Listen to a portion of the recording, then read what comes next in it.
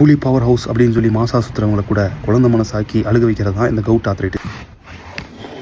அதில் ஒரு நாள் திடீர்னு உங்களுக்கு கால் வீங்கி வலிக்குதுன்னா அதுதான் கவுட் ஃப்ளேர் அப்னு சொல்லி சொல்லுவாங்க. இந்த கவுட் ஃப்ளேர் அப் வந்ததுன்னா வலி உச்சக்கட்டத்தில் இருக்கும். ஆனால் இது என்னென்னா மக்களுக்கு புரிய வைக்கவும் முடியாது. நம்ம பாஸுக்கு இதை பற்றி சொல்லி புரிய வச்சு லீவ் எடுக்கிறது ரொம்ப ரொம்ப கஷ்டம். இதை விட கொடுமை என்னென்னா பார்க்குறவங்களாம் இது என்னென்னு கேட்க நம்ம இதை எக்ஸ்பிளைன் பண்ணி முடிக்கிறதுக்கு டயர்டாயிருவோம். அதுக்கு அவங்க சொல்கிற டிப்ஸை கேட்டு அதை ஃபாலோ பண்ணுறதுங்கிறதோ இல்லை கேட்டுட்டு ஆமாங்க கொட்டுறதுங்கிறதோ இன்னும் கொடுமையாக இருக்கும். இப்போ தான் விட்டமின்லாம் சாப்பிட்டு கரெக்டாக ஆக்கி மறுபடியும் எக்ஸசைஸ் பண்ண ஆரம்பித்தேன். 4 வீக்ஸ் முடிஞ்ச உடனே ஒரு ஃபீவர் வந்தது.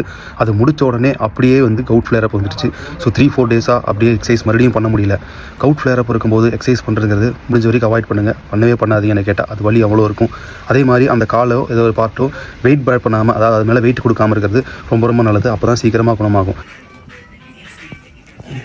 பெயின் ரொம்ப ஜாஸ்தியாக இருந்தால் பெயின் கில்லர் சாப்பிடலாம். அது மட்டும் இல்லாமல் ஐஸ் அந்த ஏரியாவில் வைக்கலாம்.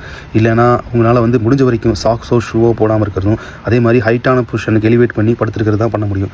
பட் யூகேவை பொறுத்த வரைக்கும் என்னென்னா, இந்த பிரச்சனை இருக்குதுன்னு சொல்லி நம்ம ஜிபிக்கு கான்டாக்ட் பண்ணி அவங்க அதுக்கப்புறம் மருந்து கொடுத்து முடியறதுக்குள்ளே நம்ம பாதி உயிர் போயிருந்த வழினால், அதுக்கப்புறம் அவங்க மருந்து கொடுத்து அந்த மருந்து தீர்ந்ததுக்கப்புறமா திரும்பி கேட்டு வாங்குறதுக்குள்ளே இன்னும் பாதியும் போயிடும். அதுக்கப்புறம் மிஞ்சி இருக்க உயிரை வச்சு அப்படியே சர்வை பண்ணி போக வேண்டியது.